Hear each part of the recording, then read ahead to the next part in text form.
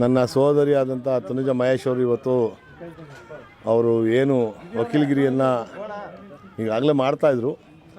ಸ್ವತಃ ಅವ್ರದ್ದೊಂದು ಕಚೇರಿ ಇರಲಿಲ್ಲ. ಇವತ್ತು ಅವ್ರ ಕಚೇರಿಯನ್ನು ಕನ್ಯಾಗುಣಕೊಪ್ಪದಲ್ಲಿ ರೈಲ್ವೆ ಸ್ಟೇಷನ್ನ ಪಕ್ಕದಲ್ಲಿ ಕೋರ್ಟ್ಗೆ 2 ಕೋರ್ಟ್ಗೂ ಹತ್ತಿರವಾದಂಥ ಜಾಗದಲ್ಲಿ ಅವ್ರ ಕಚೇರಿಯನ್ನು ಓಪನ್ ಮಾಡಿದ್ದಾರೆ. ಅವ್ರಿಗೆ ಶುಭಾಶಯಗಳನ್ನ ತಿಳಿಸೋಕೆ ಬಂದಿದ್ದೆ. ಮತ್ತು ಸಾಮಾಜಿಕ ಕಳಕಳಿ ಇರುವಂಥವ್ರು, ಬಡವರ ಬಗ್ಗೆ ಪ್ರೀತಿ ಇರುವಂಥವ್ರು, ಬಡವರಿಗೆ ನ್ಯಾಯ ಕೊಡಿಸ್ಬೇಕು ಅಂತ ಮನಸ್ಥಿತಿ ಇರುವಂಥ ಒಬ್ಬ ಮಹಿಳೆ ಇವತ್ತು ಏನು ವಕೀಲರ ಕಚೇರಿಯನ್ನು ಪ್ರಾರಂಭ ಮಾಡ್ತಾಯಿದ್ದಾರೆ. ಎಲ್ಲ ಸ್ನೇಹಿತರುಗಳು ಮತ್ತು ಏನು ಕಾನೂನು ಹೋರಾಟವನ್ನು ಮಾಡ್ತಾ ಇದ್ದಾರೆ ಜನಗಳು, ಅವ್ರುಗಳಿಗೆ ಅನುಕೂಲ ಆಗೋ ರೀತಿಯಲ್ಲಿ ಇವಳು ಕೆಲಸ ಮಾಡಲಿ ನನ್ನ ತಂಗಿ, ಮತ್ತು ಎಲ್ರಿಗೂ ಅನುಕೂಲ ಆಗಲಿ, ಅನ್ಯಾಯಕ್ಕೊಳಪಟ್ಟಿರೋರಿಗೆ ನ್ಯಾಯ ಕೊಡಿಸುವಂಥ ಶಕ್ತಿಯನ್ನು ತಾಯಿ ಚಾಮುಂಡೇಶ್ವರಿ ಇವಳು ಕೊಳ್ಳಿ, ಇವಳು ಒಳ್ಳೆಯದಾಗಲಿ, ಇವಳ ಭವಿಷ್ಯನೂ ಉಜ್ವಲವಾಗಿರಲಿ ಅಂತ ಈ ಸಂದರ್ಭದಲ್ಲಿ ನಾನು ಹಾರೈಸ್ತೀನಿ. ಮತ್ತು ಅವಳನ್ನ ಮೆಡಿಕಲ್ ಕಾಲೇಜ್ ಗವರ್ನಿಂಗ್ ಕೌನ್ಸಿಲ್ಗೆ ನಾವು ಆಯ್ಕೆ ಮಾಡಿದ್ದೀವಿ. ಅದಿನ್ನು 2-3 ದಿವಸದಲ್ಲಿ ಅದೂ ಆಗುತ್ತೆ. ಅದೊಂದು ಸಂತೋಷದ ಸುದ್ದಿ ಸಿಗ್ತದೆ ಅವಳಿಗೆ ಒಳ್ಳೆಯದಾಗಲಿ.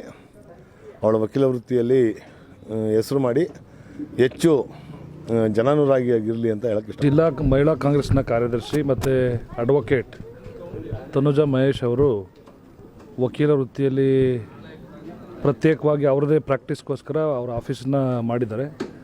ಈಗ ತಾನೇ ನಮ್ಮ ವಿಧಾನಸಭಾ ಕ್ಷೇತ್ರದ ಶಾಸಕರಾದಂಥ ಹರೀಶ್ ಗೌಡ್ರು ನಾವು ಅವ್ರ ಕಚೇರಿನ ಉದ್ಘಾಟನೆ ಮಾಡಿದ್ದೀವಿ.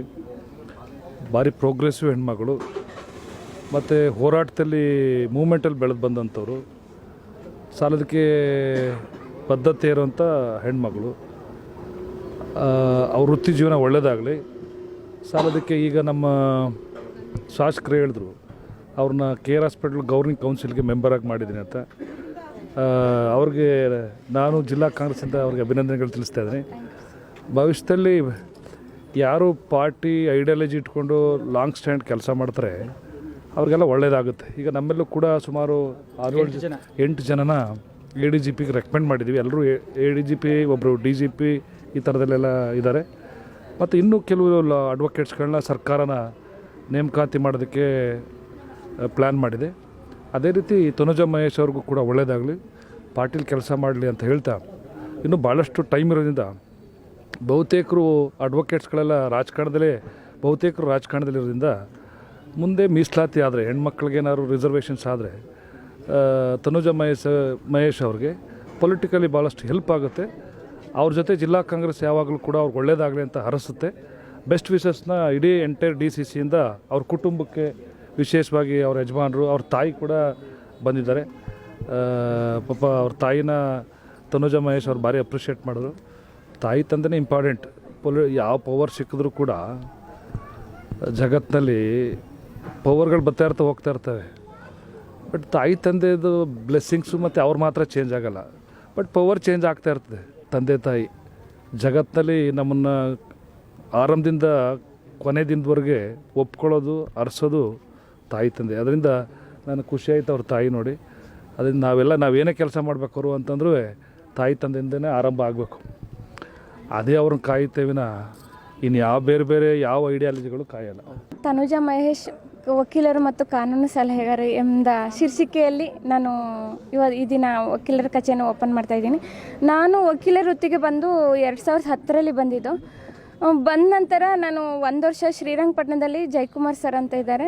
ಸೊ ಅವ್ರು ನನ್ನ ಮೊದಲ ಗುರುಗಳು ಅಂತ ಹೇಳಬೇಕು. ಅವರು ಬಹಳ ಚೆನ್ನಾಗಿ ನನಗೆ ವಿದ್ಯಾಭ್ಯಾಸ ನೀಡಿದ್ರು. ಅಂದರೆ ಕಾನೂನು ವೃತ್ತಿಯಲ್ಲಿ ಅವರಿಂದ ನಾನು ಯಾವ ರೀತಿ ಒಂದು ಕಾನೂನು ರೀತಿ ಸಲಹೆ ಕೊಡ್ಬೋದು, ಯಾವ ರೀತಿ ಕೇಸ್ ತೊಗೋಬೋದು ಅನ್ನೋದನ್ನ ಬಹಳ ಚೆನ್ನಾಗಿ ಹೇಳ್ಕೊಟ್ರು.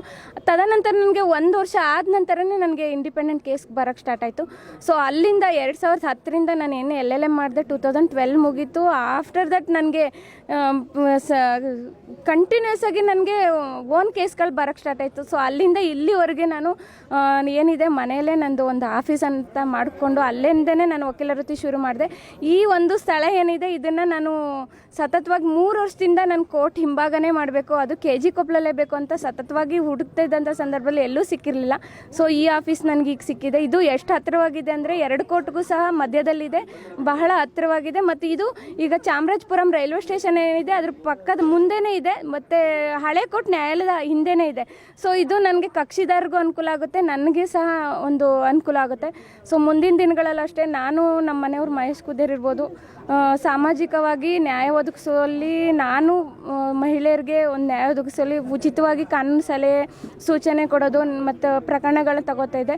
ಸೊ ಅದಕ್ಕೂ ತುಂಬ ಅನುಕೂಲ ಆಗುತ್ತೆ ಅಂತ ನಾನು ಮುಂದಿನ ದಿನಗಳು ಹೇಳ್ತೀನಿ. ಈ ಶ್ರಮ ಏನಿದೆ ಇಷ್ಟೆಲ್ಲ ನನ್ನ ಓದ್ಸೋಕ್ಕೆ ನಮ್ಮಮ್ಮ ಸತತವಾಗಿ ನನಗೆ ಶ್ರಮಪಟ್ಟು, ತಂದೆ ಬೇಗನೆ ತೀರೋದ್ರು, ತುಂಬ ಶ್ರಮಪಟ್ಟು ನನ್ನ ಈ ಹಂತಕ್ಕೆ ತಂದಿದೆ. ಜೊತೆಗೆ ತಂದು ನನಗೆ ವಿದ್ಯಾಭ್ಯಾಸ ಕೊಟ್ಟು ಒಂದು ಸಾಮಾಜಿಕವಾಗಿ ಕೆಲಸ ಕಾರ್ಯಗಳನ್ನು ಮಾಡುವಲ್ಲಿ ನನಗೆ ಗಂಡ ಸಪೋರ್ಟಿವ್ ಆಗಿದ್ದಾರೆ. ಸೊ ಅದರಿಂದ ನನಗೆ ತುಂಬ ಖುಷಿಯಾಗಿದೆ. ಈಗ ಅಕ್ಕ ಭಾವನೂ ಅಷ್ಟೇ, ನನಗೆ ಎರಡನೇ ತಾಯಿ ಅಂತ ಅಕ್ಕ ಹೇಳ್ಬೋದು, ಪೂರ್ಣಿಮಾ ಅಂತ. ಹಾಗೆ ನನ್ನ ಭಾವ ಪಾಲಾಕ್ಷ ಇದ್ದಾರೆ, ಅವರು ನನ್ನ ತಂದೆ ಹೋದ ನಂತರ